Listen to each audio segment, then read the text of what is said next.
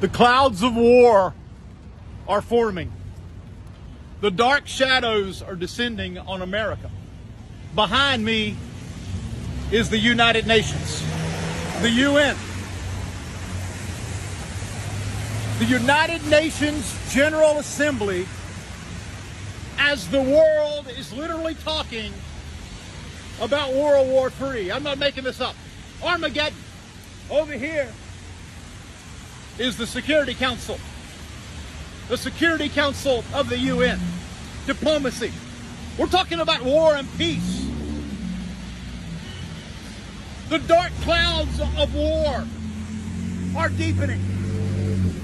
Our world is facing a crisis perhaps larger than anything we've seen since the Second World War. But let me tell you something. Diplomacy and negotiations aren't going to work.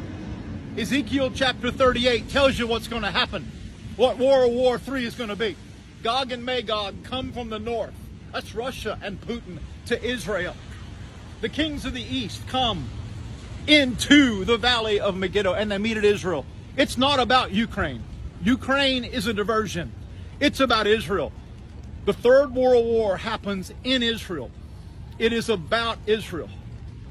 It is all about Israel. God's prophetic time clock is Israel. The end times, last day scenario is Israel. People focus on Israel.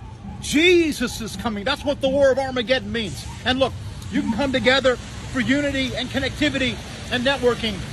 But in Genesis chapter 11, we see what God thought about uniting the world. The Tower of Babel, He brought it down. He confused the nations because God is not for unity. God is not for a one world government, a one world religion, a one world leader, a one world church. Amen. Our faith must not be in man. Our faith must be in God, not in government. From the United Nations, this is Evangelist Mike Dial. I love you. And remember, Jesus is still Lord. Amen.